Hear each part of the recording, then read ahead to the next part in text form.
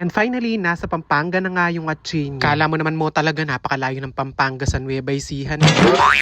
Sa sobrang init nga ng panahon, nag-aya pa mag-swimming yung mga kaibigan ko na to. Siyempre, dahil may mangga, nagdala nga kami ng bagoong. Yes, opo, at always available nga yan. Marami din na nagtatanong ng buro. Abay, siyempre, available yan. Lalo na nga dito sa Ihawan ni Ate Nelia. Mainit nga yung panahon pero hindi tayo magpapatalo. Kailangan may mas mainit na sabaw.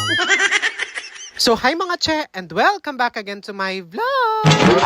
Bakit nga ba, no? Tuwing mainit, mas gusto natin yung mainit na sabaw, kape, ganyan. Gusto natin yung talagang nagtatagaktak yung pawis natin. Aba, wala naman tayo magagawa. Masarap umigop ng sabaw. Oh, umigop, walang age.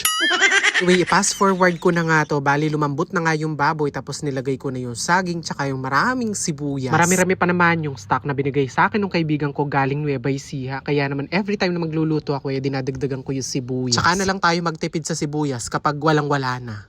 Charot!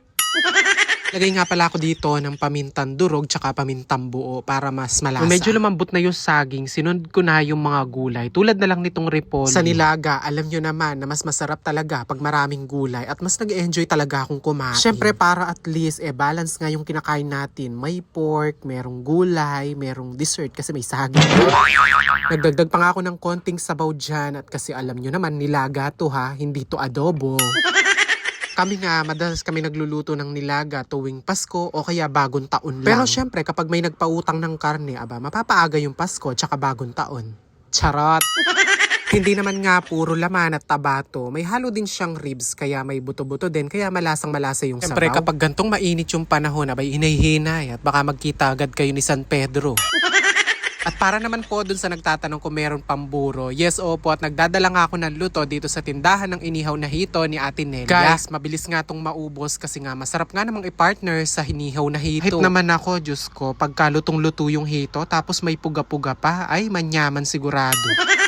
So heto na nga, bali nandito nga pala tayo ngayon kay La Precious at inaasar ko nga siya. Oh, Bakit mo kasi binabasag? para itapon! Binili ito para itapon!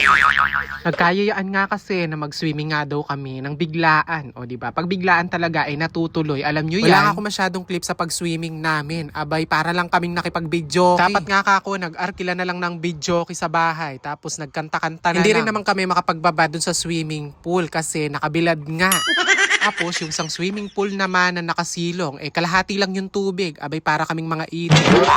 Ewan ko ba, buo naman yung binayad namin na entrance pero yung tubig kalahati lang. Nagdala nga din pala ako ng bagoong. Abay, syempre, always available yan sa mga nagtatanong. Hindi po ako huminto sa pagluluto dahil nga na-busy lang ako, hindi ako makapag-post. Tsaka syempre, no free delivery at may delivery charge tayo lalo na ngayon. Diyos ko, ng kamal ng gasolina.